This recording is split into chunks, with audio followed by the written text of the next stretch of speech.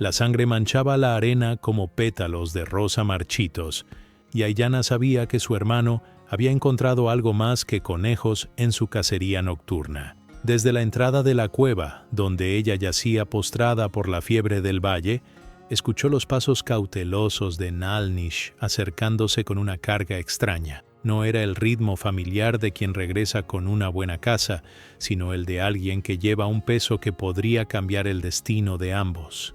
«Hermana», murmuró Nalnish en su lengua ancestral, «los espíritus me han enviado una prueba». Su voz llevaba esa gravedad que ella conocía desde la infancia.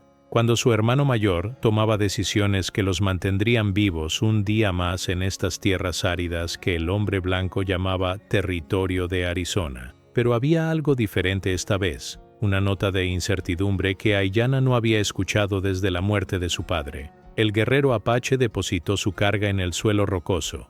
Era un hombre joven, apenas mayor que Nalnish, con la piel quemada por el sol del desierto, y ropas desgarradas que hablaban de días perdido en la vastedad sin agua. Su respiración era laboriosa, sus labios agrietados como la tierra después de un largo verano sin lluvia. Una herida en su costado había dejado un rastro de sangre que los coyotes seguirían si no se atendía pronto. «¿Por qué lo trajiste aquí?», preguntó Aiyana, aunque ya conocía la respuesta. Su hermano tenía el mismo corazón que su madre, incapaz de dejar morir a cualquier criatura que aún tuviera aliento en los pulmones, incluso si esa criatura pertenecía al pueblo que había masacrado a su tribu en Canyon de Chelly. Los ojos de Nalnish se encontraron con los suyos, y en ellos vio reflejada la misma lucha interna que la consumía a ella. El extraño murmuró algo en inglés, palabras entrecortadas que sonaban como súplicas. Aiyana había aprendido suficiente del idioma de los invasores durante sus años de cautiverio para entender que hablaba de hermanas, de promesas no cumplidas, de un lugar llamado Esperanza Creek, donde alguien lo esperaba. Sus ojos azules se abrieron brevemente, enfocándose en el rostro pintado de guerra de Nalnish con una mezcla de terror y resignación. «Si lo dejamos morir, seremos como ellos», dijo Nalnish finalmente, quitándose el carcaj de flechas y arrodillándose junto al moribundo. «Si lo salvamos, tal vez nos matará cuando recupere las fuerzas, pero nuestra madre nos enseñó que la vida es sagrada, sin importar el color de la piel que la contenga». Sus manos, tan hábiles para tensar un arco como para curar heridas, comenzaron a examinar los daños en el cuerpo del desconocido. Aiyana cerró los ojos, sintiendo cómo la fiebre la consumía por dentro, mientras la decisión de su hermano los consumía por fuera. En su delirio, vio los rostros de los muertos, su padre atravesado por balas de soldado, su madre cayendo con un grito que aún resonaba en sus pesadillas, los niños de su tribu que nunca conocerían la edad adulta. ¿Cómo podían mostrar misericordia a uno de aquellos que les había arrebatado todo? Pero cuando abrió los ojos nuevamente, vio que Nalnish ya había comenzado a limpiar la herida del extraño con agua de su preciosa cantimplora. El guerrero apache trabajaba con la misma delicadeza que mostraba al curar sus propias heridas de batalla, como si el color de la piel no tuviera importancia bajo la luz plateada de la luna. Sus movimientos eran un ritual de compasión que desafiaba todo lo que les habían enseñado sobre la supervivencia. «¿Cómo se llama?», preguntó Aiyana, sorprendiéndose a sí misma con la pregunta. Nalnish revisó los bolsillos desgarrados del hombre y encontró una carta arrugada, manchada de sangre y sudor. La abrió cuidadosamente, sus ojos entrenados para leer las huellas en la arena, ahora descifrando las extrañas marcas del papel blanco. «Ezekiel», leyó lentamente, «Ezekiel Thornfield». El nombre sonaba extraño en su boca, pero lo pronunció con respeto, como si fuera el nombre de un hermano caído en batalla. Y tiene una hermana llamada Mercy que lo espera en un lugar llamado Willow Springs. Aiyana sintió una punzada en el pecho al escuchar esto, porque ella también tenía un hermano que arriesgaría todo por mantenerla con vida. Y por primera vez se preguntó si el amor fraternal tendría el mismo sabor sin importar el idioma en que se expresara. Durante 3 días, Ezekiel Thornfield fluctuó entre la vida y la muerte como una hoja atrapada en una corriente indecisa. Su cuerpo se sacudía con escalofríos que Nalnish reconocía como los últimos gritos de un alma que se aferraba a la carne, mientras la fiebre lo consumía desde adentro como un fuego mal contenido. Aiyana observaba desde su propio lecho de enfermedad, fascinada y aterrorizada por la determinación de su hermano de mantener vivo a este extraño que podría convertirse en su verdugo. «Habla en sueños», murmuró Aiyana durante la segunda noche, cuando los delirios del vaquero se volvieron más violentos. Dice nombres de muertos, habla de batallas, de tierras robadas.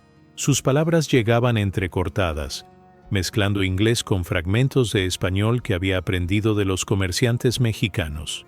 Pero lo que más la perturbaba no eran las palabras, sino el dolor que las acompañaba, tan familiar como sus propias pesadillas. Naal-Nish no respondió, concentrado en cambiar las vendas hechas de tela rasgada de su propia camisa. La herida había comenzado a cerrarse, pero la infección había tomado raíces profundas. El guerrero apache había visto suficientes hombres morir para saber que Ezequiel necesitaba más que hierbas medicinales y agua limpia. Necesitaba una razón para vivir que fuera más fuerte que su deseo de rendirse ante el dolor.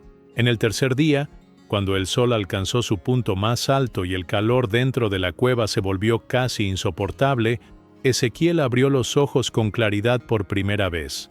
Su mirada se posó primero en el techo rocoso, luego en las paredes decoradas con símbolos apaches que no podía interpretar, y finalmente en el rostro de Naal-Nish, que lo observaba con la cautela de un depredador evaluando a su presa. «Agua», murmuró en inglés, y luego, recordando fragmentos de español aprendidos en sus años como vaquero, «Agua, por favor». Naal-Nish le acercó una calabaza con agua fresca, sosteniéndola mientras Ezequiel bebía con la desesperación de quien había caminado días bajo el sol asesino del desierto.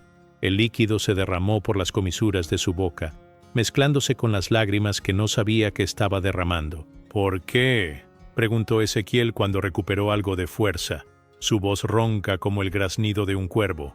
No necesitaba explicar la pregunta. Naal-Nish entendía perfectamente lo que le preguntaba a este hombre blanco que debería estar muerto en el desierto, alimento para los buitres y los coyotes. La pregunta flotó entre ellos como el humo de una fogata, cargada de siglos de desconfianza y violencia. Naal-Nish se quedó en silencio por un largo momento, sus ojos perdidos en las sombras danzantes que proyectaba la pequeña hoguera. Cuando finalmente habló, lo hizo en inglés entrecortado, cada palabra elegida con el cuidado de quien maneja una flecha envenenada. «Mi hermana está enferma.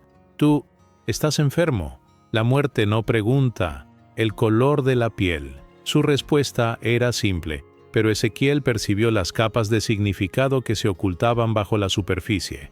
Desde su rincón, Aiyana escuchó el intercambio con una mezcla de curiosidad y aprensión. Este hombre blanco no hablaba como los soldados que habían destruido su pueblo, ni como los comerciantes que regateaban el precio de las pieles como si fueran pedazos de su alma. Había algo quebrado en él, algo que reconocía porque vivía también en su propio pecho, la culpa del superviviente, el peso de los muertos que llevamos a cuestas. «Tengo que llegar a Willow Springs», dijo Ezequiel, intentando incorporarse y cayendo de nuevo sobre las mantas que Naal-Nish había dispuesto para él. «Mi hermana, prometí que volvería antes del invierno. Ella está sola, y los comancheros han estado rondando la zona».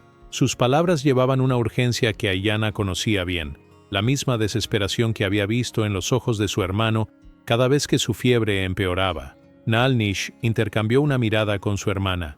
Willow Springs estaba a 4 días de cabalgata hacia el este, en territorio disputado donde los apaches, los comanches y los colonos blancos se enfrentaban en una guerra sin cuartel por el control de las fuentes de agua.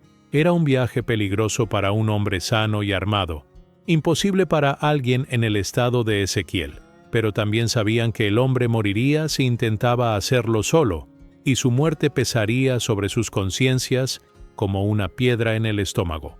«Cuando puedas montar», dijo finalmente Naal-Nish, «te llevaré hasta allí». Las palabras salieron de su boca antes de que pudiera detenerlas, y vio el shock reflejado en los ojos de su hermana. Era una decisión que podría costarles la vida a ambos, pero algo en la desesperación de este hombre blanco había tocado una fibra que él creía muerta. Ezequiel cerró los ojos, y por primera vez desde que llegara a la cueva, su respiración se volvió profunda y pacífica, como la de alguien que por fin puede descansar sabiendo que no está completamente solo en el mundo. La curación del cuerpo vino acompañada de la curación del silencio. En los días que siguieron, mientras Ayanna luchaba contra su propia fiebre y Ezequiel recuperaba las fuerzas lentamente, los 3 habitantes de la cueva comenzaron a compartir fragmentos de sus historias como si fueran pedazos de pan escaso. Naalnish fue el primero en hablar, quizás movido por la necesidad de explicar por qué un guerrero apache mostraba bondad a un enemigo natural. Nuestro padre se llamaba Cochisenaay. Comenzó Naalnish una noche, mientras la hoguera dibujaba sombras danzantes en las paredes rocosas. No el gran Cochise que conocen sus periódicos, sino otro hombre que llevaba su nombre con honor. Era un hombre de paz que creía que todos los pueblos podían compartir esta tierra bajo el mismo cielo. Sus palabras tenían el peso de una oración fúnebre, porque hablar de los muertos entre los apaches era invocar su presencia en el mundo de los vivos. Ezequiel escuchaba desde su lecho improvisado, sus ojos azules reflejando la luz del fuego mientras procesaba cada palabra. Había escuchado historias sobre los apaches en los salones y cantinas de los pueblos fronterizos, pero nunca había oído hablar de ellos como personas con nombres, familias, sueños truncados por la violencia. La historia de Naalnish le llegaba como un puñetazo al estómago, porque reconocía en ella ecos de su propia pérdida. Los soldados llegaron un día de primavera, continuó Naalnish, su voz manteniéndose firme aunque sus puños se cerraran involuntariamente. Dijeron que buscaban a guerreros hostiles, pero mataron a ancianos, mujeres, niños. Mi padre murió protegiendo a mi madre, y mi madre murió protegiendo a otros niños que no eran suyos. Ayanna cerró los ojos al escuchar estas palabras, reviviendo una vez más la pesadilla que había definido sus vidas desde entonces. Ayanna y yo escapamos porque estábamos cazando lagartijas en las rocas altas, agregó el guerrero apache, mirando a su hermana con una ternura que contrastaba fuertemente con su apariencia feroz. Cuando regresamos, nuestro mundo había terminado. Desde entonces, hemos vivido como sombras, cuidándonos el uno al otro, confiando solo en nosotros mismos. Su historia colgó en el aire como el humo de la hoguera, pesada y acre. Ezequiel permaneció en silencio por un largo momento, digiriendo la magnitud de lo que había escuchado. Finalmente, con voz quebrada por algo más profundo que la sed del desierto, comenzó a compartir su propia carga. Mi historia no es muy diferente, dijo lentamente. Los comanches atacaron nuestro rancho cuando Mercy tenía 12 años. Mataron a nuestros padres. Se llevaron a nuestro hermano menor. Yo estaba en el pueblo comprando provisiones. Cuando regresé, encontré a Mercy escondida en el sótano, temblando como una hoja en el viento, continuó Ezequiel, su voz apenas un susurro. Había visto todo, había escuchado los gritos, había olido el humo de nuestra casa quemándose. Durante semanas no pudo hablar. Y cuando finalmente lo hizo, las primeras palabras que salieron de su boca fueron para preguntarme por qué no había estado allí para protegerlos. Ayanna abrió los ojos al escuchar esto, reconociendo en las palabras de Ezequiel el eco de sus propios pensamientos torturados. ¿Cuántas veces se había preguntado qué habría pasado si hubieran estado en el campamento cuando llegaron los soldados? ¿Cuántas veces había culpado a su hermano por llevarla a cazar lagartijas ese día fatal? La culpa del superviviente era un veneno que conocía bien. Desde entonces, he vivido para ella, dijo Ezequiel, sus ojos perdidos en las llamas. Trabajo como vaquero, ahorro cada centavo, la mantengo a salvo en Willow Springs, mientras sueño con reunir suficiente dinero para llevarnos lejos de esta tierra maldita. Pero cada vez que me voy, veo el miedo en sus ojos, el terror de que esta vez no regrese. Sus palabras resonaron en la cueva como una confesión, vulnerables y honestas. Naalnish asintió lentamente, reconociendo en Ezequiel algo que no había esperado encontrar, un espíritu hermano, alguien que también conocía el peso aplastante de ser el único protector de una hermana marcada por la tragedia. Los comanches que atacaron tu rancho, dijo finalmente, ¿sabes quiénes eran? La pregunta cargaba una tensión eléctrica, porque en el territorio, las lealtades tribales y las venganzas personales se entrelazaban como serpientes en una madriguera. Un hombre llamado Lobo de Hierro, respondió Ezequiel después de una pausa. Los vecinos que sobrevivieron dijeron que era conocido por atacar granjas aisladas, por llevarse niños para venderlos como esclavos a los comerciantes mexicanos.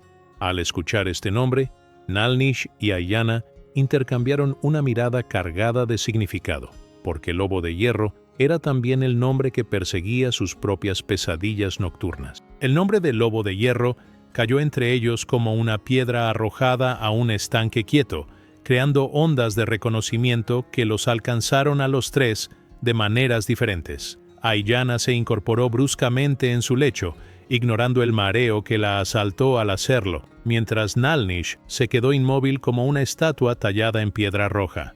Ezequiel, ajeno al impacto de sus palabras, continuó hablando sobre el hombre que había destruido su familia, sin saber que estaba desenterrando fantasmas que sus salvadores conocían íntimamente. Era un comanche renegado, explicó Ezequiel, su voz adquiriendo un tono más duro. Había sido expulsado de su propia tribu por crímenes que ni siquiera ellos podían tolerar. Se dedicaba a atacar tanto asentamientos blancos como campamentos indios, vendiendo cautivos y ganado robado a quien pagara mejor precio. Sus palabras pintaban el retrato de un hombre sin honor ni lealtad, un depredador que había elegido vivir en los márgenes de todos los mundos. Nalnish cerró los ojos, recordando una conversación que había tenido con un comerciante medio mexicano años atrás. El hombre le había contado sobre un comanche que trabajaba con soldados corruptos y comerciantes sin escrúpulos, alguien que conocía los movimientos de todas las tribus y vendía esa información al mejor postor. «Lobo de Hierro no atacó nuestro campamento», dijo finalmente, su voz cargada de una amargura que había fermentado durante años.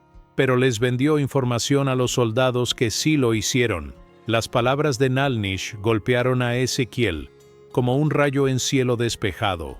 Se había pasado años odiando a un hombre, construyendo su sed de venganza alrededor de una figura específica, solo para descubrir que ese mismo hombre había sido responsable indirectamente de la tragedia que había marcado a sus salvadores.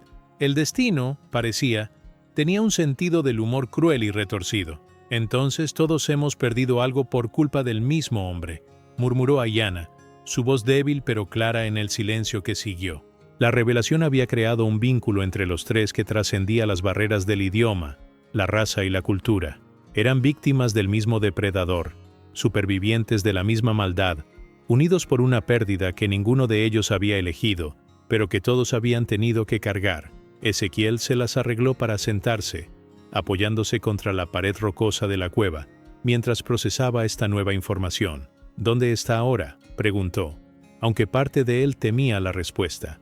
La búsqueda de venganza había sido su compañera constante durante años, alimentando su determinación en los momentos más oscuros, dándole un propósito cuando el dolor amenazaba con consumirlo completamente. «Muerto», dijo Nalnish, con una satisfacción sombría. Hace 2 inviernos, los Rangers de Texas lo encontraron en una cantina del Paso. Murió como había vivido, con una bala en la espalda y sin honor. La noticia debería haber traído alivio, pero en cambio dejó un vacío extraño en el pecho de Ezequiel, como si le hubieran arrebatado algo esencial para su identidad. Aiyana observó el rostro de Ezequiel mientras él asimilaba la noticia, reconociendo en su expresión la misma confusión que ella había sentido cuando Nalnish le contó sobre la muerte del Lobo de Hierro. «La venganza es como un fuego», dijo suavemente. «Te mantiene caliente en las noches frías, pero cuando se extingue, te das cuenta de que también estaba consumiendo partes de ti que necesitabas para vivir». «Entonces, ¿para qué hemos vivido todos estos años?», preguntó Ezequiel, su voz quebrándose ligeramente. «Si el hombre que destruyó nuestras familias está muerto, si la venganza ya no es posible, ¿qué nos queda?». Era una pregunta que había atormentado a Aiyana durante meses, desde que se enteró de la muerte de su némesis, y ahora veía la misma lucha reflejada en los ojos azules del vaquero. Nalnish se levantó y caminó hacia la entrada de la cueva, donde la luz de la luna creaba un rectángulo plateado en el suelo. «Nos queda lo que siempre nos ha quedado», dijo finalmente, sin volverse hacia ellos. «Nos quedan las personas que amamos, las que dependen de nosotros, las que hacen que cada día valga la pena vivirlo». Sus palabras resonaron con una sabiduría ganada a través del sufrimiento, una comprensión profunda de lo que realmente importaba. «Tu hermana Mercy», dijo Ayanna, dirigiéndose a Ezequiel con una nueva comprensión en sus ojos. «Ella es tu razón para seguir adelante. Como Nalnish es la mía. No necesitamos venganza cuando tenemos amor». Era una revelación simple, pero profunda. El tipo de verdad que solo se puede alcanzar después de haber caminado a través del valle de la desesperación y haber emergido del otro lado. Cuando Ezequiel pudo mantenerse en pie sin tambalear, y Ayanna mostró signos de recuperación de su fiebre, Naalnish tomó la decisión que había estado posponiendo desde el día que encontró al vaquero moribundo en el desierto. Los tres viajarían juntos hacia Willow Springs, un trayecto peligroso que los llevaría a través de territorio disputado donde la muerte podía llegar con la súbita violencia de una tormenta de verano. «No puedes viajar sola», le dijo Naalnish a su hermana cuando ella protestó por ser incluida en el viaje. «Tu fiebre puede regresar y en el desierto eso significa muerte». Pero ambos sabían que la verdadera razón era más profunda. Después de años de vivir uno para el otro, la idea de separarse, aunque fuera temporalmente, les resultaba imposible de contemplar. Ezequiel observó los preparativos con una mezcla de gratitud y aprensión. Estos dos apaches habían salvado su vida cuando podrían haberlo dejado morir, y ahora arriesgaban sus propias vidas para ayudarlo a cumplir una promesa a su hermana. El peso de esta deuda lo abrumaba, pero también lo inspiraba a ser digno de la confianza que habían depositado en él. La mañana de la partida amaneció clara y fría, con esa calidad cristalina del aire del desierto que promete calor punzante al mediodía. Naalnish había conseguido un caballo adicional, un pequeño Mustang salvaje que había domesticado pacientemente durante semanas de trabajo cuidadoso. Ayanna montaría con su hermano en su propio caballo, mientras Ezequiel tomaría el Mustang, cuyo temperamento impredecible reflejaba la naturaleza incierta de su misión. El primer día de viaje transcurrió en relativo silencio, con cada uno de los viajeros perdido en sus propios pensamientos mientras navegaban a través de un paisaje que parecía haber sido forjado por dioses furiosos. Las formaciones rocosas se alzaban como catedrales naturales, sus colores cambiando del rojo profundo al oro pálido según el ángulo de la luz solar. Era un terreno hermoso y hostil, que podía matar a un hombre desprevenido con la misma facilidad con que podía inspirar su alma.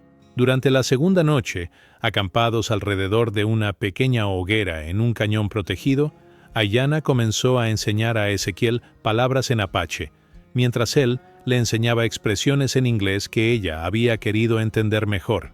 Era un intercambio cultural que habría sido impensable semanas atrás, cuando las diferencias raciales parecían barreras infranqueables entre ellos. «She-ei Ayanna», dijo ella lentamente señalándose a sí misma. «Significa flor eterna en nuestra lengua». Ezequiel repitió las palabras torpemente, su pronunciación haciendo sonreír a la joven apache a pesar de su gravedad habitual. «Y Naalnish significa el que trabaja, porque desde niño siempre estuvo arreglando cosas rotas», añadió con una rara muestra de humor. «Ezequiel significa Dios fortalece», explicó el vaquero a su vez, «aunque a veces me pregunto si Dios no se ha olvidado de mí completamente». Sus palabras llevaban el peso de años de pérdida y lucha, pero también una nueva esperanza que había comenzado a crecer desde su encuentro con estos dos hermanos que habían elegido la compasión sobre la venganza. Naalnish, que había estado escuchando en silencio mientras vigilaba los alrededores, habló finalmente. «En nuestra tradición, los nombres tienen poder. Cuando conoces el verdadero nombre de alguien, conoces una parte de su espíritu». Miró directamente a Ezequiel mientras decía esto. «El hecho de que hayas compartido tu nombre verdadero con nosotros significa que confías en nosotros con una parte de tu alma». El tercer día los llevó a través de territorio más peligroso, donde las huellas de otros viajeros se entrecruzaban como historias escritas en el polvo. Naalnish leyó estas señales con la habilidad de un erudito, estudiando manuscritos antiguos, advirtiendo a sus compañeros sobre bandidos mexicanos que habían pasado días atrás y comerciantes comanches que se dirigían hacia el sur con una caravana de cautivos. Fue Ayanna quien avistó primero el humo en el horizonte, una columna delgada que se alzaba como una oración desesperada hacia el cielo despejado. Naalnish detuvo inmediatamente a los caballos, sus sentidos de guerrero activándose ante la posibilidad de peligro. «Willow Springs está en esa dirección», murmuró Ezequiel, su voz cargada de una aprensión que helaba la sangre más que el viento matutino del desierto. El humo que se alzaba sobre Willow Springs no provenía de chimeneas domésticas o fogatas de campamento, sino del tipo de incendio que nace de la violencia y se alimenta de la desesperación. Ezequiel espoleó su caballo hacia adelante, ignorando los gritos de advertencia de Naalnish, impulsado por un terror primitivo que le decía que había llegado demasiado tarde para salvar lo único que le quedaba en el mundo. Naalnish y Ayanna lo siguieron, el guerrero apache maldiciendo en su lengua natal mientras intentaba mantener el ritmo sin exponer a su hermana a peligros innecesarios. Habían visto suficientes rastros de destrucción para saber que lo que encontrarían en Willow Springs no sería agradable, pero también entendían que Ezequiel necesitaba ver con sus propios ojos el destino de su hermana, sin importar cuán doloroso fuera.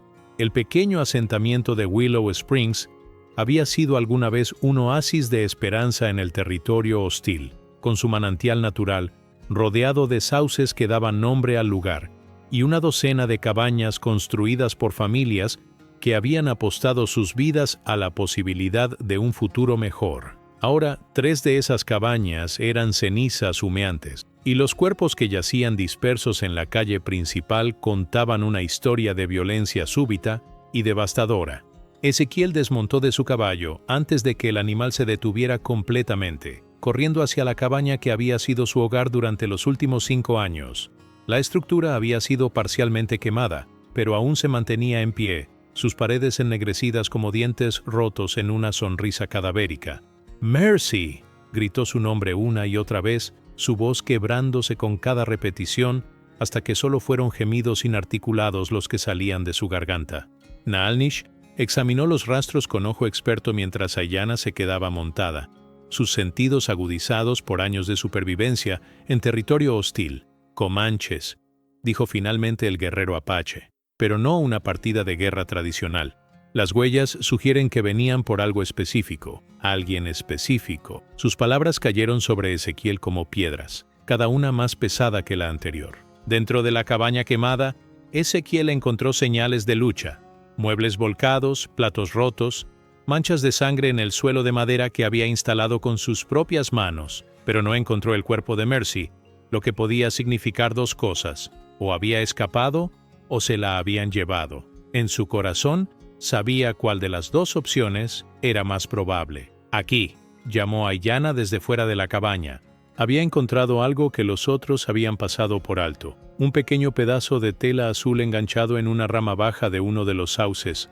Ezequiel reconoció inmediatamente la tela como parte del vestido favorito de Mercy, el que había comprado para ella en San Antonio, con el dinero de su último trabajo como vaquero.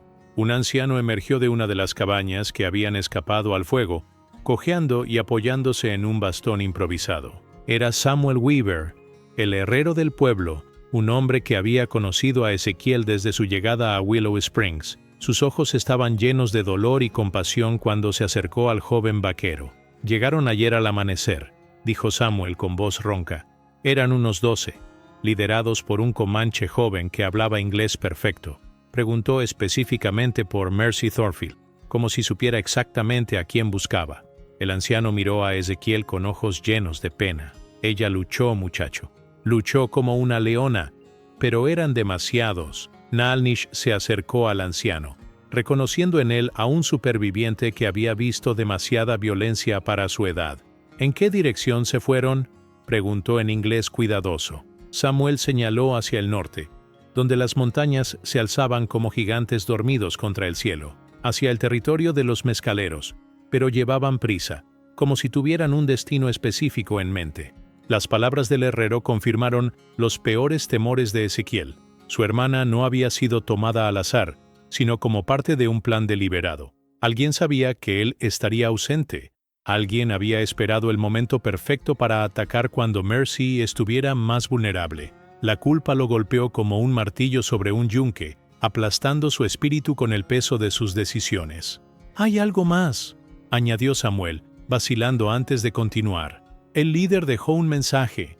Dijo que si Ezekiel Thornfield quería volver a ver a su hermana viva, debía encontrarlo en el Cañón del Llanto antes de la próxima luna llena. Dijo que tenía una deuda que saldar. Las palabras del anciano colgaron en el aire como una sentencia de muerte, porque todos sabían que el Cañón del Llanto era un lugar maldito donde los ecos de viejas tragedias aún resonaban entre las rocas. El Cañón del Llanto se alzaba ante ellos como una herida abierta en la tierra, sus paredes rojas sangrando hacia el cielo bajo la luz del sol poniente. Ezequiel, Naalnish y Aiyana habían cabalgado durante 2 días sin apenas descanso, siguiendo un rastro que parecía deliberadamente fácil de seguir, como si sus enemigos quisieran ser encontrados. La trampa era obvia, pero Ezequiel no tenía opción. Mercy era lo único que le quedaba en el mundo, y moriría antes de abandonarla. «Es una emboscada», murmuró Naalnish por 10ª vez, examinando las huellas que los habían guiado hasta este lugar desolado. «Conocen este terreno mejor que nosotros, tienen ventaja numérica, y nos están esperando en un lugar de su elección». Sus palabras eran lógicas y acertadas, pero también irrelevantes, porque los 3 sabían que entrarían al cañón sin importar las consecuencias. Aiyana había permanecido en silencio durante la mayor parte del viaje, conservando su fuerza para lo que estaba por venir. Pero ahora, mientras contemplaba la entrada del cañón, como la boca de una bestia gigantesca, habló con una voz que llevaba el peso de una profecía. «Mi abuela me contó sobre este lugar. Dijo que aquí es donde los espíritus de los muertos vienen a llorar por los vivos, donde las lágrimas se convierten en piedra y el viento lleva las voces de aquellos que no pudieron encontrar paz». El interior del cañón era un laberinto de pasajes estrechos y cavernas ocultas, donde el eco distorsionaba todos los sonidos hasta convertirlos en susurros fantasmales. Los 3 viajeros desmontaron y continuaron a pie, llevando a sus caballos por las riendas mientras navegaban el terreno traicionero. Cada sombra podía ocultar un enemigo, cada silencio podía preceder a una emboscada mortal. Fue Ezequiel quien vio a Mercy primero, atada a un poste de madera en el centro de un claro natural rodeado de paredes rocosas. Incluso a distancia podía ver que había sido maltratada, pero estaba viva, sus ojos buscando desesperadamente entre las sombras en busca de la salvación que sabía que vendría. El corazón de Ezequiel se aceleró al verla, pero su mente de vaquero experimentado también notó lo perfecta que era la disposición, lo vulnerable que los hacía su posición. «Es una trampa dentro de otra trampa», susurró Naalnish, contando las posiciones desde donde podrían atacarlos. «Nos quieren ver correr hacia ella como tontos desesperados». Pero incluso mientras hablaba, sus propios instintos protectores se agitaban al ver a la joven atada e indefensa, recordándole a su propia hermana en momentos de vulnerabilidad. Una voz resonó desde las alturas, hablando en inglés con acento comanche, pero con la educación de alguien que había vivido entre blancos. «Ezekiel Thornfield, has venido como esperaba, y has traído compañía apache, lo que hace esto aún más interesante». La voz pertenecía a un hombre joven que se materializó en una cornisa rocosa, su silueta recortada contra el cielo como un ave de rapiña. «Déjala ir», gritó Ezequiel hacia las alturas. «Tu disputa es conmigo, no con ella. Suéltala y haremos esto como hombres». Sus palabras rebotaron contra las paredes del cañón, multiplicándose hasta convertirse en un coro de súplicas desesperadas. Pero el hombre en la cornisa solo se rió, un sonido frío que helaba la sangre. «Mi nombre es Cuerno de Búfalo», respondió el comanche, «y mi disputa no es contigo, Ezequiel Thornfield. Mi disputa es con el destino que mató a mi padre». Sus palabras cayeron sobre los 3 viajeros como piedras desde una gran altura, pesadas con significado. Mi padre era lobo de hierro, y aunque no era un hombre bueno, era mi padre. Su muerte ha dejado deudas sin pagar, honor sin vengar. Aiyana sintió que su sangre se helaba al escuchar estas palabras. El hijo del lobo de hierro había venido a cobrar venganza por la muerte de un hombre que había destruido tantas vidas, incluyendo las suyas. Era una justicia retorcida, el tipo de ciclo de violencia que había definido la frontera durante generaciones, donde cada muerte generaba 2 venganzas más. Tu padre destruyó nuestras familias. gritó Nalnish hacia la cornisa, su voz cargada de años de dolor contenido. Vendió información que llevó a la masacre de nuestro pueblo, atacó granjas indefensas, vendió niños como esclavos. No merece ser llorado ni vengado. Sus palabras resonaron con una furia justa, pero también con la futilidad de tratar de razonar con alguien cegado por la sed de venganza. Cuerno de Búfalo bajó lentamente desde su percha rocosa, seguido por una docena de guerreros comanches que emergieron de las sombras como espíritus materializados de pesadillas antiguas. Era un hombre joven, quizás de la edad de Ezequiel, con los ojos duros de alguien que había visto demasiada muerte para su juventud. Llevaba las marcas de guerra de su tribu, pero también vestía una camisa blanca, que había pertenecido claramente a algún comerciante muerto, una mezcla de culturas que hablaba de una vida vivida en los márgenes de múltiples mundos. «Ustedes hablan de mi padre como si hubieran conocido su corazón», dijo Cuerno de Búfalo, su voz llevando una mezcla peligrosa de dolor y furia. «Pero solo conocieron sus acciones más oscuras. Yo lo conocí como el hombre que me enseñó a cazar, que me contó historias junto al fuego, que lloró cuando mi madre murió de la enfermedad del hombre blanco». Sus palabras revelaban la complejidad de amar a alguien que había sido un monstruo para el resto del mundo. Ezequiel intercambió una mirada con Naalnish, reconociendo en los ojos del joven comanche algo que conocía demasiado bien: la carga de proteger el honor de los muertos, sin importar cuán manchado estuviera ese honor. «Tu padre hizo cosas terribles», dijo Ezequiel cuidadosamente, «pero eso no significa que tú tengas que seguir su camino. Puedes elegir ser diferente». «¿Como tú elegiste ser diferente?», replicó Cuerno de Búfalo con amargura. «¿Cómo elegiste viajar con apaches cuando tu propia gente los considera salvajes?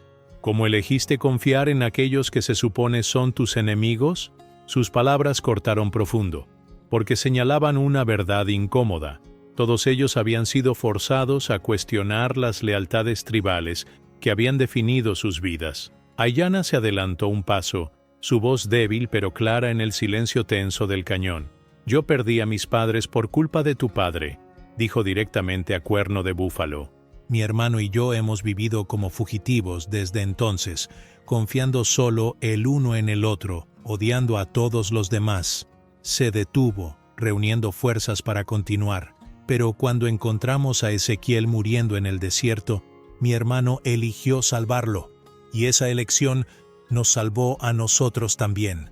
Los guerreros comanches murmuraron entre ellos al escuchar las palabras de Aiyana, reconociendo en ellas una verdad que resonaba con sus propias experiencias de pérdida y supervivencia. Cuerno de Búfalo los silenció con un gesto, pero en sus ojos había aparecido una chispa de duda que no había estado allí antes. «Mi padre está muerto», continuó Aiyana, su voz ganando fuerza.